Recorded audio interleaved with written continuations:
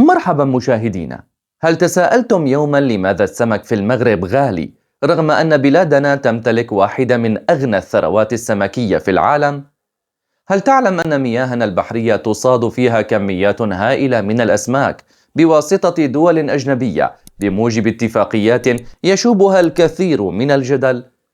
ولماذا لا يستفيد المواطن المغربي بشكل الكافي من هذه الثروة؟ في هذا الفيديو سنأخذكم في جولة شاملة حول قطاع الصيد البحري في المغرب، مشاكله، التحديات التي يواجهها، وأسباب ارتفاع أسعار السمك. لكن قبل أن نبدأ، لا تنسى الاشتراك في قناتنا ليصلكم كل جديد. يتمتع المغرب بموقع جغرافي استراتيجي يجعله واحدا من أغنى الدول بالثروة السمكية. يمتد الساحل المغربي لحوالي 3500 كيلومتر، مما يجعله ثالث أطول ساحل في أفريقيا. هذه المساحة الشاسعة تعني توفر أنواع متعددة من الأسماك مثل السردين، التونة والمحار.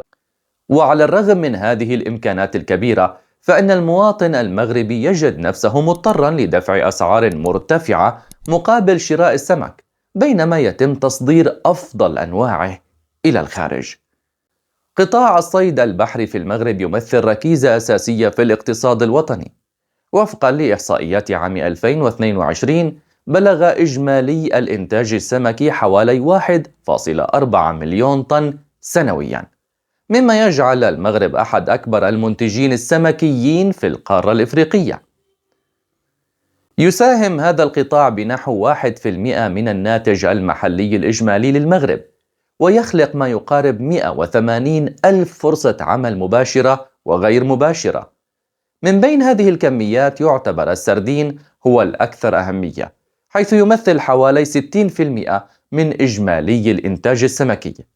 أما الأنواع الأخرى مثل الأنشوبة والتونة فهي أيضا ذات أهمية كبيرة، خاصة في السوق الدولية.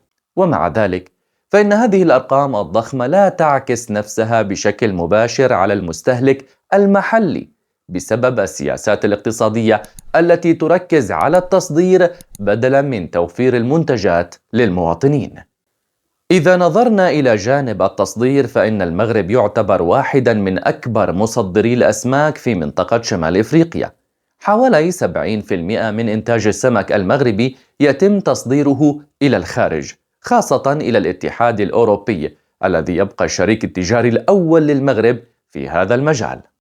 في عام 2022 بلغت قيمة الصادرات السمكية المغربية نحو 1.8 مليار درهم، وهو رقم كبير يعكس أهمية هذا القطاع بالنسبة للاقتصاد الوطني. الدول التي تستورد السمك من المغرب تتوزع على عدة مناطق جغرافية. الاتحاد الأوروبي يتصدر قائمة الدول المستوردة للأسماك المغربية، حيث تستقبل دول مثل إسبانيا، فرنسا وإيطاليا كميات ضخمة من الأسماك. وتعتبر الولايات المتحدة الأمريكية ودول الخليج والصين أيضا من الشركاء الرئيسيين، خاصة في استيراد المحار والجمبري. هذا التركيز الكبير على التصدير يؤدي إلى نقص المعروض في السوق المحلية، مما يزيد من أسعار الأسماك داخل المغرب. بالإضافة إلى ذلك، يتم تصدير أفضل أنواع الأسماك، مما يعني أن المستهلك المحلي غالباً ما يحصل على المنتجات ذات الجودة الأدنى. ارتفاع أسعار السمك في المغرب ليس مجرد ظاهرة اقتصادية، بل هو نتيجة تراكمية لعدة عوامل سنذكرها لكم. أولاً، التصدير المفرط. كما ذكرنا سابقاً، حوالي 70% من الإنتاج السمكي يتم تصديره إلى الخارج، مما يؤدي إلى نقص المعروض في السوق المحلية. ثانياً، ارتفاع تكاليف الإنتاج. تشمل هذه التكاليف الوقود، الصيانة والأجور. الحكومة لم تقدم حلولاً حقيقية لتقليل هذه التكاليف بالنسبة للصيادين المحليين. ثالثاً، السمسرة والفاسدون. شبكة من السماسرة تسيطر على السوق السمكي، حيث يقومون بشراء الأسماك من الصيادين بأسعار منخفضة، ثم يبيعونها للمستهلكين بأسعار مرتفعة جدا. هذه الشبكات تعمل خارج نطاق الرقابة الحكومية، مما يؤدي إلى زيادة الأسعار بشكل كبير. رابع هذه العوامل التغير المناخي. أثر التغير المناخي على أنماط هجرة الأسماك، مما جعل الصيد أكثر صعوبة وزيادة تكاليف البحث عن الأسماك. خامساً، اتفاقيات الصيد الدولية التي تبرمها الحكومة مع دول أجنبية غالباً ما تكون غير متوازنة، حيث تحصل الدول الأجنبية على كميات كبيرة من الأسماك، بينما يبقى المواطن المغربي يدفع ثمناً باهظاً مقابل المنتج المحلي. عزيزي المشاهد، اتفاقية الصيد بين المغرب والاتحاد الأوروبي هي واحدة من أشهر الاتفاقيات التي تثير الجدل. بموجب هذه الاتفاقية يحق للسفن الأوروبية الصيد في المياه المغربية مقابل دفع رسوم سنوية. على سبيل المثال، في الاتفاقية الأخيرة الموقعة بين المغرب والاتحاد الأوروبي تم السماح ل 128 سفينة أوروبية بالصيد في المياه المغربية لمدة 5 سنوات مقابل دفع حوالي 40 مليون يورو سنوياً. بينما يبدو هذا الرقم كبيراً، إلا أنه لا يعكس القيمة الحقيقية للأسماك التي يتم صيدها.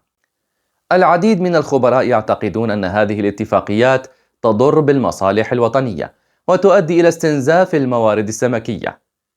إحدى أكبر المشكلات التي تواجه قطاع الصيد البحري في المغرب هي الصيد الجائر، سواء من قبل الصيادين المحليين أو السفن الأجنبية، فإن الصيد الجائر يهدد استدامة الثروة السمكية. الحكومة لم تتخذ إجراءات صارمة ضد هذه الممارسات، مما يؤدي إلى تدهور المخزون السمكي. بالإضافة إلى ذلك، التغير المناخي أدى إلى تغيير أنماط هجرة الأسماك، مما يجعل الصيد أكثر صعوبة. درجات الحرارة المرتفعة وتغير التيار المائي أثرت بشكل كبير على توفر الأسماك في بعض المناطق. الحكومة لم تضع خططا واضحة للتكيف مع هذه التحديات البيئية، مما يزيد الضغط على القطاع. من بين المشاكل الرئيسية التي تعيق تطور قطاع الصيد البحري في المغرب هناك الفساد والبيروقراطية. شبكات الفساد تسيطر على العديد من جوانب هذا القطاع، مما يؤدي إلى استغلال الموارد بطريقة غير عادلة. بالإضافة إلى ذلك، البيروقراطية الحكومية تبطئ عملية اتخاذ القرارات وتنفيذ المشاريع. على سبيل المثال، برامج مثل اليوتيس التي أطلقتها الحكومة لتحسين قطاع الصيد البحري لم تحقق النتائج المتوقعة بسبب البيروقراطية والفساد. العديد من المشاريع التي تم الإعلان عنها لم ترى النور بسبب التعقيدات الإدارية وغياب الشفافية. في الختام، يمكننا القول إن قطاع الصيد البحري في المغرب يمتلك إمكانيات هائلة، ولكن هذه الإمكانيات لم تستغل بالشكل الأمثل. عزيزي المشاهد، شاركنا رأيك في التعليقات، ولا تنسى الاشتراك في قناتنا. إلى اللقاء.